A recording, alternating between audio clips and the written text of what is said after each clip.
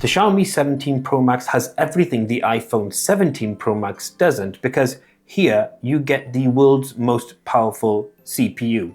You also get Leica-powered lenses on the back, and you also get a 7500 mAh battery with rapid recharging. But there's one component of this 17 Pro Max that some may consider a gimmick, but is it? The 17 Pro Max on the face of it looks like a premium device, but you do get aluminium frames, but on the rear here, it's actually plastic, which is really weird and not really something you'd find on a flagship device, which makes no sense. It's actually fiberglass, to be essentially correct, but essentially plastic. On the front, you do get a 6.9-inch OLED display with 3500 nits of peak brightness, and it's protected by Xiaomi's Dragon Crystal Glass 3. And the borders are one of the highlight features here because it's only 1.18 millimeters thin. And when you're watching back content on here, you're going to get a really astounding experience.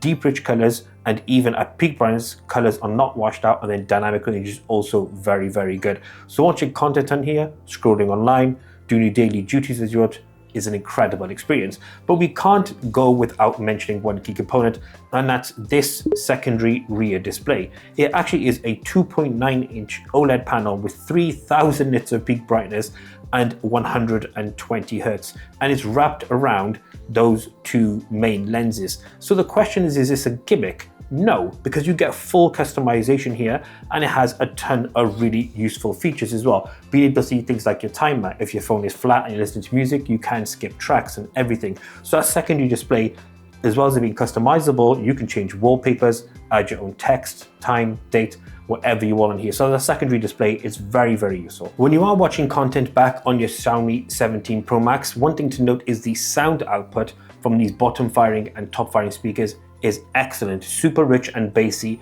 and probably the closest we've seen to an iPhone. In fact, hear for yourself.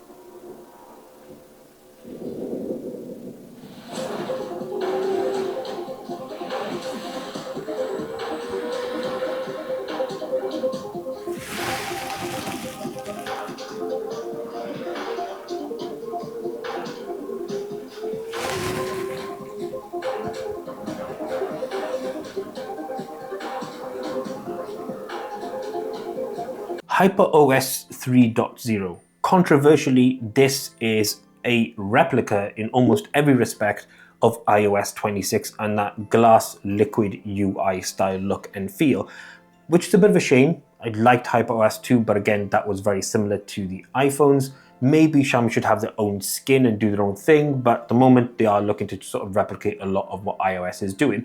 But the OS itself runs very well. Super smooth transitions and animations, no crashes here at all. And again, touching back on a couple of aspects here, you get full lock screen customization as you do exactly on your iPhone, including things like the dynamic island or magic pill, whatever you want to call it. Besides, you get a pill cutout that allows you to access things like music, timer, etc. And you can scroll through each of these and adjust and edit and tap whatever you find, which is really good. We can't give you a full detailed breakdown of the OS because this is an imported version of the 17 Pro Max from China. So this is running Chinese ROM on it, unfortunately, but the general look, feel, and performance of the OS is very good. As you would expect, the rear lenses are incredibly impressive, and let's nail out some quick spec. You get three 50 megapixel sensors, all tuned via Leica with a wide, telephoto, and ultra-wide, and the performance of these are right up there. Top-notch, flagship level performance. In fact, let's break down each one of those lenses, starting off with a wide. Now this is a 50 megapixel dual pixel main sensor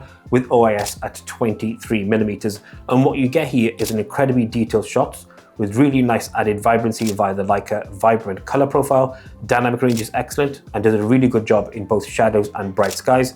The images to an extent almost look cinematic, if that makes sense. And this is the power of that Leica tuning. You get that extra next level of clarity, detail, and color and sharpness. In terms of low light, again, it works just as impressive, to be fair, and does a really good job of balancing darker areas and not overly sharpening them or blowing them out. So capturing photo in day and night looks super crisp on this. Now that ultra wide, it's a 50 megapixel, 17 millimeter, so not as wide as it should be, with a 102-degree field of view. 120 is the ideal. Anyway, this lens is again able to produce really good results, but not at the level of the main lens here, because you get slightly weaker dynamic range and that field of view is narrower, as we said, at 70mm, and that does sometimes impact edge detection, and sometimes colors can look a bit soft. It's not a bad lens, it's just when you're going from the main lens to the ultra wide, there's a drop off. But the highlight here is of course that telephoto. It's a 50 megapixel periscope with 5x optical zoom at 115mm focal length. This lens is a real standout. You get incredibly detailed images up to even 50x, and there's little to no loss of details. Images still look bright and vibrant and retain a lot of the detail and sharpness, and that Leica color profile does all the tuning in the background as well, helping with balancing out colors so they look punchy and still retaining the sharpness and finer detail. It's worth noting that AI does do a lot of post-processing here as you go further up the zoom lens. Video on that main lens, max output is 8K 30 FPS, and then again looks stunning. Really good detail and output, strong dynamic range, and there isn't really any distortion here. This is again the case if you go for 4K 30, you get the exact same replica. 4K 30 probably be more usable. One other thing to note as well, which is a really cool feature on this, is you can actually use the secondary display on the rear as a way of being your frame to take selfies. So you're going to be able to use all three of those incredible 50 megapixel sensors to actually take photos of your face. And to be fair, we end up doing a lot more than we thought we would. The power that lives under the hood of the 17 Pro Max that powers that incredible display and equally incredible camera systems is the Snapdragon 8 Elite Gen 5. Why they named, I have no idea. And to give you an understanding of how well this performs, let's go through 3D Mark's Lifestyle Extreme test here, which is 20 cycles for 20 minutes. And what you get here is thermal stability sits at 75.1%, so there is certain amount of throttling here, but not massive amount. A couple of other things to note as well. Battery usage is 11% based on this testing, and then the temperature goes from 28 to 47 degrees. All of those again show that this chipset is an absolute power hungry monster, so it will consume a lot of battery under extreme load and it will throttle, which is a bit of a shame. And then if we're talking about performance as well, battery life. So in our testing, the 17 Pro Max battery was incredible. So we're using multiple hours of gaming, browsing, content watching, wherever have you, and you're still getting 60% at the end of the day, which is pretty incredible for that 7500 milliamp hour battery. Now that is silicon carbon as well, just to make you aware, and you get 100 watts of wired charging, 50 watts of wireless charging. But one thing to do, to be able to maximize both of those components, you don't get a wireless charger in the box and you don't get a 100-watt plug in the box, generally speaking. We did in ours, but if you were to ship it in, chances are you may not get that. So that is an additional cost when you factor in if you're going to be using this daily for the 17 Pro Max. The battery is extra impressive, and the performance of this phone is even more impressive when you game. So we always use Call of Duty Mobile as our benchmark. This looks insane. Console level graphics, if you look at the gun, the detail on it looks amazing, and it runs incredibly well. So you're able to fully max out this game and get over 60 frames per second, including adding on all the additional elements that add even more graphical power and performance to the actual experience as well. High fidelity graphics, no checkerboarding, no drop frame rates at all, and it looks incredible. If you move away from Call of Duty and play games like Car X Street, again, you get really high-end quality graphics on a game that is actually quite demanding when it comes to the CPU and GPU, and both of these run really, really well. You could game on this phone and experience a console level experience easily all day long and not have any issues that we mentioned earlier in the performance component around thermals and, for example, heat, etc. All that is under an extreme circumstance. Chances are you're not going to experience any of that when you're gaming on what the games we've mentioned. The 17 Pro Max is actually a slightly difficult phone to summarize and give a recommendation or not.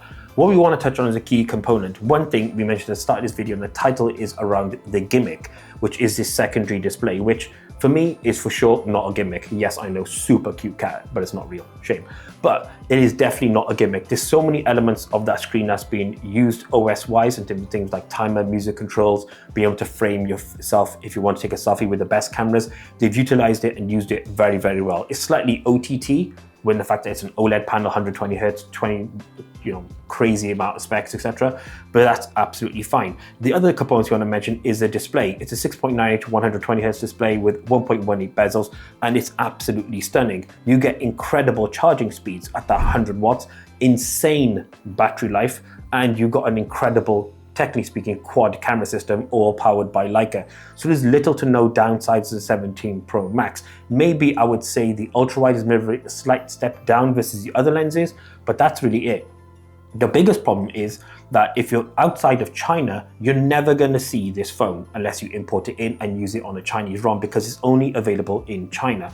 So recommending this would mean you're going to have to compromise on certain Google functions like Android Auto and NFC to use for payments, which for some may be a good trade-off, for others it may not be. But if you are looking for a hint to what's coming in 2026 and you want to buy the best flagship in 2025 as of this video, then I would say personally, in terms of Android, it's definitely going to be this Xiaomi 17 Pro Max. The performance has blown us away, the camera's incredible, build, fit and feel, finish, and everything is very, very impressive. But do comment below your thoughts on this insane flagship.